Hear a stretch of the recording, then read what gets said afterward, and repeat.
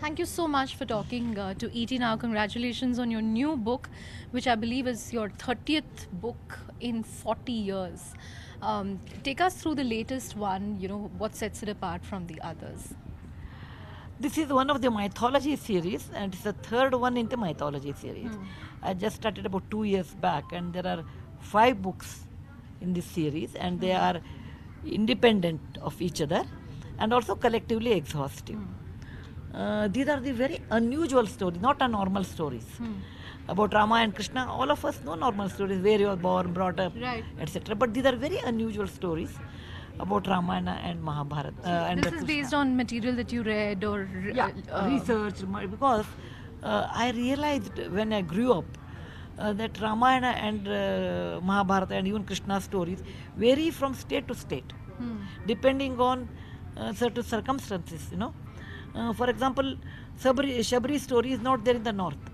It is more there in Madhya Pradesh, Odisha, Bengal, and Karnataka, and all. For example, the story of Shami, or the what we call in Kannada Banni, there's a leaf we give in Dashara. That story is there more in Madhya Pradesh, Maharashtra, and Karnataka. Okay, the custom is also there. So from behind every festival, there is always a story, and most of the time, if they are not famous, they are unusual stories. Right. Keeping that in mind, this book has been written. Right. How do you manage to write so much while doing foundation work? And Well, I have flair for writing, I suppose, and I write early morning, and I think, and I love to write. That is the main reason.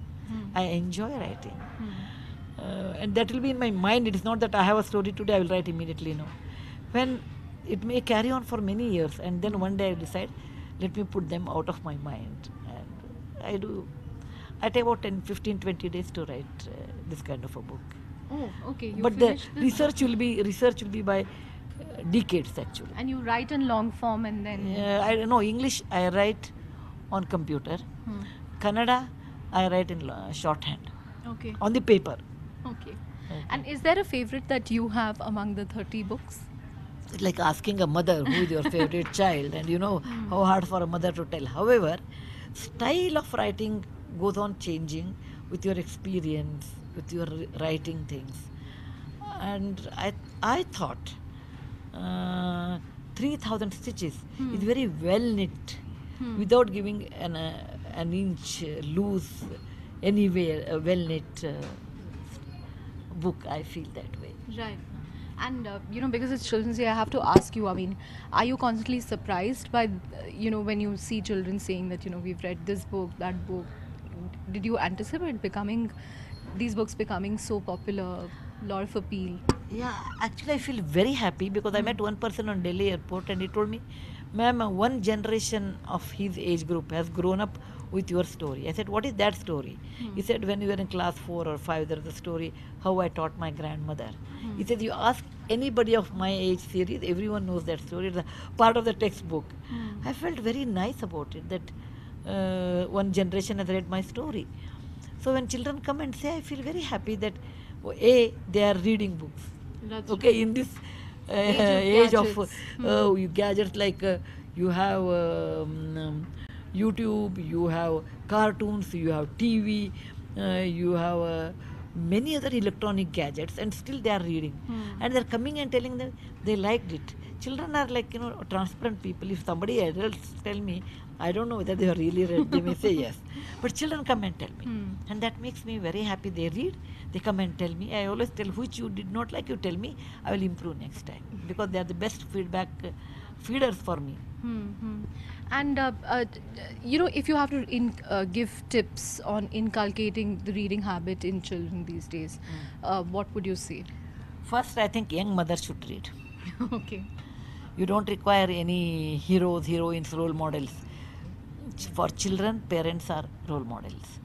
What they do, children will do without even understanding, without even paying much attention.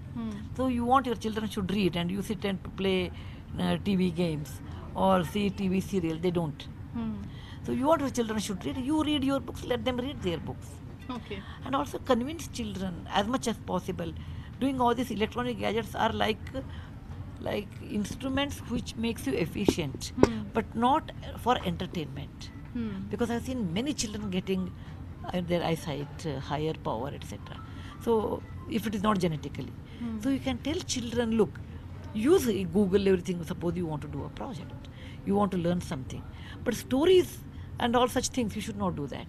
Like you have 100 rupees, you have to spend on depending on the priority. So is your mind. Right, right. So I said you develop an attitude in such a way that if it is not useful, let me not spend time on computer. If it is a productive, use it. Right. If it is entertainment, do other entertainments like reading books, listening to good music, attending the sessions, somebody is speaking well. So that is how they should decide. You know, And I must ask you, do you like the idea of, ebook readers, audiobooks? Is that something that you use, or you prefer the good no, old hard copy? a old school. I come from old school of thought. I tried with the ebooks, but somehow I prefer touching the page. Turning the page.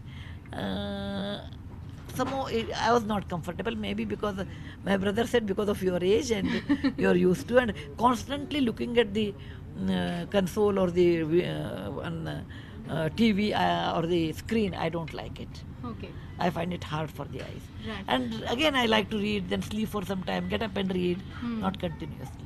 Right. I must ask you about another initiative by the Infosys Foundation, which is the Arohan Social Innovation Awards. Take us through that, and what was the motivation here, and what outcomes do you expect?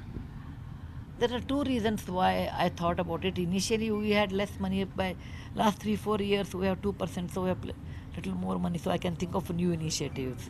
Otherwise, we always are busy in spending, building toilets, building houses, building this. All the time we are busy. Now we can afford to think of something else with the new adventures we can do. About 50 years, not even 50, maybe let's say 52 years back or something, I read a book, The Men Who Change the Future. It said whenever there is a crisis in the society, new ideas will come. Right. And new ideas will be opposed by the people who are in the same society. Incumbents. And when it starts, everybody opposes, then they become actually dependent on that. So they gave a list of many things, and which I won't remember. A couple of that I remember. One of them was a sewing machine.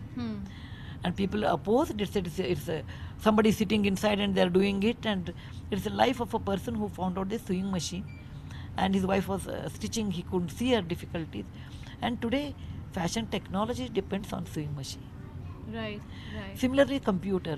It started for computing, but today without computer we won't exist. So they come out of the crisis, but the person who is innovator at that time, most of the time they are financially broke. Society doesn't support. Some people who are lucky, the family supports. And it is an entrepreneurship. And I know what entrepreneurship means Right. fairly well. Right. So this is one book I felt it. There may be many people in our country, in a smaller place, may not be a big city. They may have an idea. Using that, we can solve or reduce the burden of people in our country, or we can increase their efficiency. And that time I saw Padman. And, Okay. and I felt it's a very meaningful movie, because women's health depends on that, and people don't like even to talk in. It's a taboo in the society. And here the man who was working, it's a true story. He was working, and when he was working, nobody supported him. People made fun of him, and he had a financial crisis. I said, why can't Infosys Foundation do something for such people who have a prototype, who would like to experiment? And we have it is nothing to do with Infosys. It is not that we are selling soaps and we let them make a soap, and nothing like that, or nothing. Our product is related to this innovation. Let them innovate so that others will be happy in the society. Right. And it is not that in no way we are benefited by that. Correct. A real philanthropic way we looked at it. Then we chose 4 or 5 judges who are very good and who are not part of Infosys. They can do independently with their experience. And once they are selected, they get some prize money depending on how much Right. they have Right. done. Right. And then we are going to put them in IIT Hyderabad, hand holding for them, because we can't hold the hand, we don't know that subject. Correct. They will stay in IIT Hyderabad, we will pay for their accommodation, food, everything, and after that they should be on their own. Right. It is like we give them seed money, but without expecting anything out of that. Suppose they sell it tomorrow, suppose the person becomes very successful financially, still we will not claim anything from them. Okay. And before I end, I must ask you the book that you're currently reading. uh, The Daughters of the Sun. Okay. And Manu S. Pillai is from Khilji to Shivaji. Okay. These are two books on my table. I'm reading them. Okay. On that note, thank you so much for talking to us. Thank you. Thank you very Thank you much. so much.